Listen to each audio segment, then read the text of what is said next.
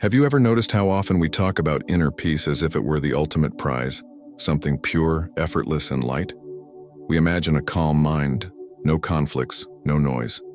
But what if peace isn't what we think it is? What if it comes with a price most people are not willing to pay? Picture this. You're sitting in silence after a long day. No phone, no music, no distractions. Just you. At first, it feels peaceful. But soon something uncomfortable begins to rise. Old memories, unprocessed emotions, doubts about who you are and what you've been avoiding. That silence, which promised tranquility, suddenly feels heavy. And maybe you realize, peace is not the absence of conflict. It's what happens after the storm, not before it. We live in a world that sells comfort disguised as peace. Quick fixes, soft affirmations, guided meditations that mute the noise but never address the source. It's easy to believe that inner peace is simply learning how to not feel disturbed. But Carl Jung would disagree. He saw peace as the byproduct of confrontation, facing the parts of ourselves we've spent years denying. And maybe you felt that contradiction too. You try to be calm, forgiving, centered, but there's always that quiet unrest underneath. You meditate, journal, distract yourself, yet some shadow of anger, fear, or grief remains. You wonder, why can't I stay peaceful? But maybe the real question isn't how to find peace, but what it will cost you. Because peace is not passive. It demands honesty. It requires you to confront every part of yourself that prefers illusion over truth. So today we'll explore the hidden cost of inner peace, not the one found in quotes or calm playlists, but the kind that Carl Jung spoke of, a peace forged through confrontation with your shadow. Before we begin, tell me in the comments, what does inner peace mean to you? Is it calm or courage? What if peace wasn't about stillness, but about wholeness? Imagine for a moment that instead of trying to silence every uncomfortable thought, you chose to listen to it. Instead of escaping tension, you entered it. What if your anxiety, your anger, even your sadness were not enemies of peace, but the very doors leading to it? Think about the last time you felt truly alive. Not just calm, but fully present, raw, awake. Chances are that moment came after you faced something difficult, a breakup, a loss, a confrontation you'd been avoiding. And when it was over, there was a strange quiet inside. Not the fragile quiet of avoidance, but the grounded silence that comes when nothing is left to hide. That's not comfort. That's integration. Carl Jung called this process individuation, the journey toward becoming whole by embracing both light and shadow. He believed that real peace doesn't come from escaping conflict, but from reconciling opposites within the psyche. You don't find peace by deleting your darkness. You find it by giving it a voice, and then learning to live with what it says. Now, picture a version of yourself who does that, who no longer fears inner conflict but uses it as a guide, who sits with discomfort long enough to understand what it's asking for. What would change in your life if you stopped resisting what hurts and instead asked it, "What are you trying to show me?" Can you imagine the strength that would give you? The quiet confidence that comes from not having to pretend anymore? That's not the peace of a monk detached from the world. It's the peace of a warrior who has met their own darkness and chosen to stand firm. We often fantasize about a life free from struggle. But what if peace is not freedom from struggle, but freedom within it? The ability to walk calmly even when chaos surrounds you. To say, yes, I'm flawed. Yes, I'm afraid. But I'm here, and I'm whole. So imagine this.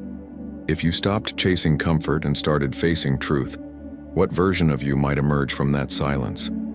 Most people believe peace is found when life finally stops hurting. When the mind quiets down, when relationships stabilize, when the world finally becomes gentle. But that's an illusion, a dangerous one, because peace isn't born in the absence of struggle. It's born in the acceptance of it. Carl Jung once said that there is no coming to consciousness without pain, and yet we live in a culture obsessed with avoiding pain at all costs. We medicate, distract, overwork, overthink, all to protect ourselves from the discomfort of simply being human. But here's the paradox. The more we flee from pain, the more fragmented we become. The more we chase peace, the further we drift from ourselves. True inner peace doesn't come from calm, it comes from contact. Contact with the parts of us we've buried, the truths we've edited out, the emotions we've labeled as bad. Every attempt to suppress anger, grief, or fear only pushes them deeper into the unconscious, where they grow stronger and darker. Jung called this the shadow, the sum of everything we reject about ourselves. And the more we deny it, the more it controls us. We think we're becoming peaceful when we repress our emotions. In reality, we're just becoming numb. That's not peace. It's paralysis. The quiet that comes from avoidance is fragile, easily shattered by the smallest disturbance. But the peace that comes from integration, that's unbreakable, because it's not built on denial. It's built on truth. Imagine peace not as a soft glow, but as a deep grounding, the kind that says, I have faced my demons and they no longer own me. That's the kind of peace Jung pointed to, the kind that costs comfort, ego, and illusion, but gives back authenticity, depth, and freedom.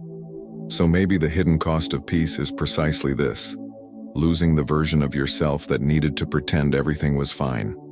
And perhaps that's why so few ever truly find it, because it asks for everything you've been running from. Are you ready to question whether the calm you've been chasing is peace, or just a well-decorated escape? Carl Jung wasn't the only one who spoke about the paradox of peace. Ancient Stoics, Buddhist monks, and modern psychologists have all echoed the same unsettling truth. Peace is not the suppression of conflict, it's the mastery of it.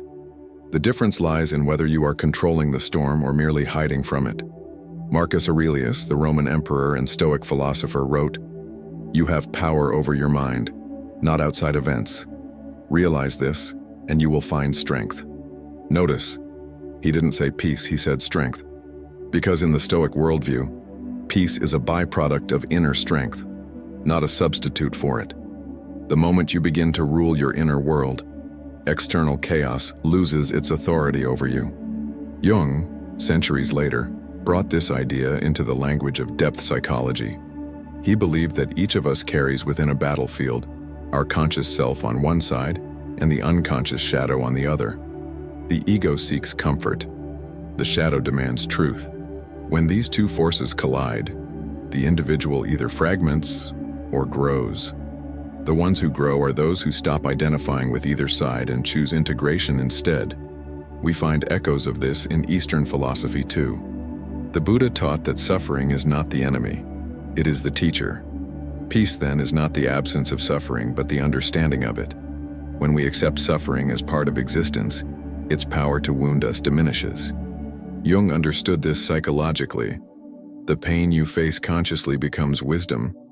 The pain you repress becomes destiny. Modern psychology continues to validate these ancient insights. Studies on emotional regulation and trauma show that those who process painful emotions rather than avoid them develop higher resilience and emotional balance. In other words, peace without confrontation isn't peace, it's fragility. So, when we quote Jung or Aurelius or the Buddha, we are not repeating old wisdom. We are confronting an eternal law of the psyche. The kind of peace that endures is never given. It's earned piece by piece, through honesty, courage, and integration. And maybe that's the real challenge. Not learning to find peace, but learning to deserve it. There's a quiet war happening inside each of us, one we rarely acknowledge because it hides beneath the surface of everyday life. On the outside, you might seem calm, responsible, even kind. But underneath that polished layer, there's a constant negotiation between who you are and who you think you should be. That tension, subtle as it feels, is what keeps so many people from ever finding real peace. We've been conditioned since childhood to equate goodness with self-control and repression. Don't be angry. Don't be sad. Don't be selfish. Be pleasant, polite, peaceful. So we learn to bury what's raw and impulsive. But what happens to all that energy we push down? Jung's answer was simple and terrifying. It doesn't disappear. It waits. And one day it returns disguised as anxiety, depression, burnout, or emptiness. That's the invisible dynamic Jung called shadow possession. when the repressed parts of us take over in indirect ways. You might notice it when you overreact to criticism, or when you envy someone you claim to dislike. You might catch yourself judging others for qualities you secretly wish you could express. Every time that happens, your shadow is whispering, "Look at me." But we rarely do. We call it stress, fatigue, or bad luck, and then go back to seeking peace by numbing ourselves again. This is the tragic irony. The more we try to be peaceful, the more violent we become toward our own psyche. We silence the inner voices that don't fit our self-image. We moralize our emotions. We wear calmness like armor. And yet, that false calm keeps us at war inside. Real peace begins the moment you stop pretending. When you can say, "Yes, I'm angry," without becoming destructive. "Yes, I'm afraid," without becoming paralyzed. It's not about erasing emotion. It's about giving it a rightful place in your inner landscape. Look closely at your own life. How many of your daily habits are actually strategies to avoid inner confrontation? Overwork, distraction, excessive positivity. These are not signs of peace, they are symptoms of exile.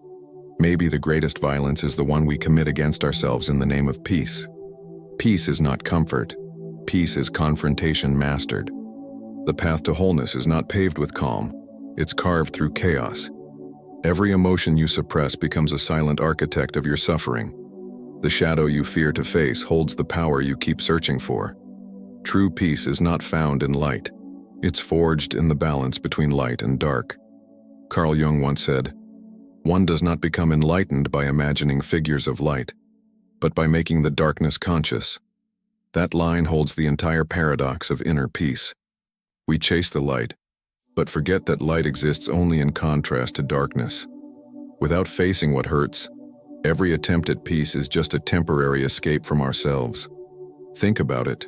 Your deepest peace may lie hidden in the very feelings you reject the most. The grief you avoid could teach you compassion. The anger you repress could become courage. The fear you deny could awaken humility. Peace is not the elimination of emotion, but the right relationship with it. You can't meditate your way out of what you refuse to confront. You can only transform it by meeting it. So stop asking, "How can I get rid of this pain?" and start asking, "What is this pain trying to reveal?" Because pain is not punishment, it's information. It's the psyche's way of saying something in you wants to grow. Peace without truth is self-deception. Truth without compassion is cruelty. The balance of both, that's the real alchemy. And Jung knew that balance demands sacrifice. The sacrifice of innocence, comfort, and illusion. The world tells you to stay positive, but positivity without depth is anesthesia. Peace without honesty is fragility. Real peace is earned through the courage to face contradiction and stay present through it. It's not soft, it's sovereign. It's not a mood, it's mastery. So maybe the real question isn't, "How can I be at peace?" but rather, "What am I still unwilling to face?" Because the moment you can hold your darkness without fear, peace is no longer something you search for, it's something you become. Here's the paradox. The more you chase peace, the more restless you become. The harder you try to be good, the more inauthentic you feel. The more you strive to be calm, the more chaos brews beneath the surface. It's as if peace resists pursuit, like a shadow that fades the moment you turn on the light. Carl Jung understood this tension deeply. He believed that every human psyche lives in polarity, light and darkness, ego and shadow, conscious and unconscious. One cannot exist without the other. When we choose only one side, say the light, we don't become whole, we become lopsided. The unconscious doesn't disappear just because we ignore it. It waits patiently until it finds another way to be seen.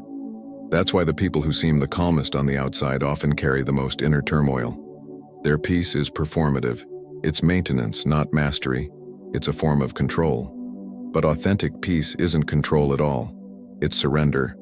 It's the stillness that arises not because you've silenced the storm, but because you've made peace with its presence. Here's the paradox in its rawest form. Peace requires conflict. The process of becoming whole demands that you encounter what divides you. Integration is not about harmony, It's about honesty. You must be willing to stand between opposing forces, your desire to belong and your need to be free, your longing for love and your fear of vulnerability, and resist the urge to choose sides. That tension is uncomfortable. It feels like standing at the edge of a cliff between order and chaos. But Jung believed that's precisely where the soul expands. When you stop running from contradiction, you stop fragmenting yourself. You begin to experience a different kind of peace, the peace of someone who no longer needs life to be easy in order to feel whole. Think about it. Peace is not the opposite of chaos. It's the acceptance of it. Strength is not the absence of weakness. It's the relationship with it. Love is not the lack of fear. It's the courage to stay open despite it. The paradox of peace is that you can only possess it once you stop trying to own it. So what happens when you finally stop running from yourself? When instead of seeking comfort, you choose truth, even when it burns? Something extraordinary begins to unfold. The energy that once went into pretending, controlling, and suppressing starts to flow differently. What once felt like inner conflict begins to feel like inner clarity. That's the hidden reward of real peace, power. Not the loud kind, the grounded kind. The kind that allows you to stand in the middle of uncertainty without collapsing. It's a quiet authority that comes from knowing who you are, even when you're afraid. When you face the parts of yourself that once terrified you, they stop dictating your life. You stop reacting, you start responding. Jung believed that every confrontation with the shadow strengthens the self, the deepest, most authentic center of your being. It's not about perfection, but about integration. When you bring awareness to what you once denied, you reclaim the energy that was trapped there. And that energy becomes creativity, insight, intuition, presence. You start noticing it in subtle ways. You no longer need people's approval as much. You don't take criticism as a personal attack. You can feel emotion without drowning in it. You can sit in silence without craving distraction. That's when you realize peace was never something to find. It was something to uncover. It was buried beneath everything you thought you had to be. The reward isn't just inner calm, it's freedom. Freedom from compulsive pleasing, from self-doubt, from the endless chase for validation. Freedom to live with integrity, to love without control, to fail without shame. It's not that life gets easier, it's that you stop needing it to be. And maybe that's what Jung meant when he said, "Until you make the unconscious conscious, it will direct your life, and you will call it fate." Once you face what's hidden, you stop living as a victim of your own patterns. You start choosing your path consciously, courageously. So yes, the cost of peace is high, but the reward is higher. Because once you've met yourself fully, no storm can take away what you've built within. That's not just peace, that's power in its purest form. To truly understand Jung's idea of inner peace, we need to look at the psychological architecture behind it. Jung didn't see the human mind as a linear system of thoughts and emotions.